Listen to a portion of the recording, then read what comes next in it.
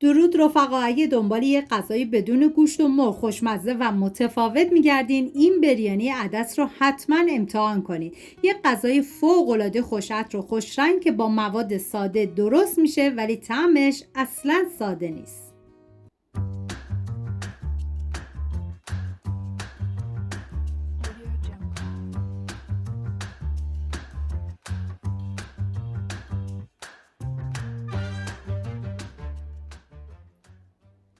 نیاز به 120 گرم عدس دارین که من شستم میریزم داخل قابلمه. مقداری نمک و زردچوبه همراه با آب جوش بهش اضافه میکنم.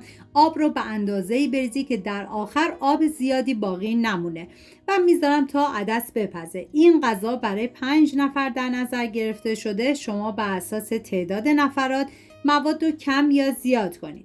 میریم سراغ پیاز. نیاز به 3 عدد پیاز دارین که به صورت نگینی ریز خورد میکنم. من اندازه ها رو هم در طول ویدیو میگم هم داخل دیسکریپشن نوشتم.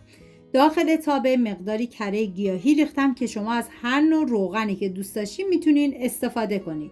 بعد از داغ شدن پیاز ریز شده رو بهش اضافه میکنم. هم میزنم، زمان میدم تا پیاز کمی نرم بشه. نیاز به سرخ شدن زیاد اصلا نیستش. نوبت اضافه کردن ادویه هست، شامل نمک، زردچوبه، فلفل سیاه، ادویه بریانی و ادویه کاری.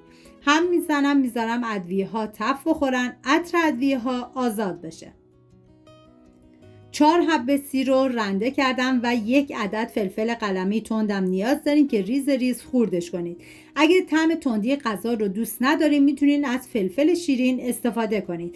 و همچنین 1 قاشق غذاخوری زنجبیل تازه رنده شدم نیاز دارین که من به اساس شرایطم حذفش کردم، ولی شما اگه داشتین حتما استفاده کنید.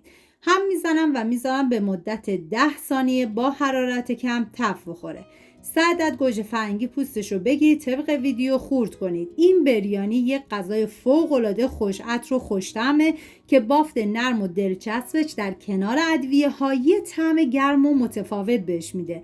با اینکه کاملا بدون گوشت و مرغ، انقدر خوشمزه و سیر کننده است که اصلا جای خالیشو حس نمی‌کنید.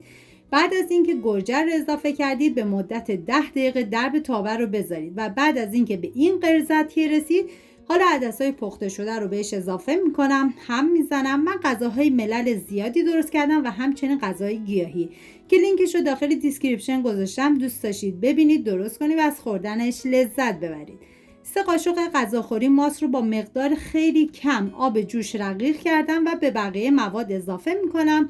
هم میزنم تا همه مواد با هم دیگه مخلوط بشن و درب تابه رو میذارم به مدت 10 دقیقه تا مواد کمی سفت بشه. داخل قابلمه مقداری آب ریختم. بعد از به جوش اومدن 2 عدد لیمو و 2 عدد برگبو رو بهش اضافه کردم که شما 2 عدد هل و 2 عدد میخکم اگه داشتید بریزید. فوق‌العاده خوش عطر میشه که من متاسفانه نداشتم. 3 پیمانه برنج رو ریختم و همیشه گفتم برای انواع پلوهای مخلوط برنج رو کمی زنده تر آبکش میکنیم. داخل قابلمه مقداری روغن ریختم. تهدیگ مورد نظرتون هر چی که هست بذارید. من از نون پیتا استفاده کردم. لایه به لایه مواد رو میریزم و در لایه آخر که باید حتما برنج باشه و مقداری زعفرانم بهش اضافه میکنم و میذارم به مدت 1 ساعت و 15 دقیقه برنج ما دم بکشه. واقعا جای تک تک شما دوستان عزیز خالی. اینم از بریانی عدس خوش‌عطر و خوشمزه‌مون، یه غذای متفاوت، سیر کننده و پر از عطر و طعم که بدون گوشت و مرغ هم میتونه یه انتخاب فوق‌العاده برای یه وعده خوشمزه باشه. اگه دنبال تنوع تو غذاهاتون هستین، حتما یه بار این بریانی رو امتحان کنید. حالا برام بنویسید شما تا حالا بریانی عدس رو خوردین یا اولین باره که باهاش آشنا میشید. سپاس از همراهی همیشگیتون. تا درودی دیگر، بدرود.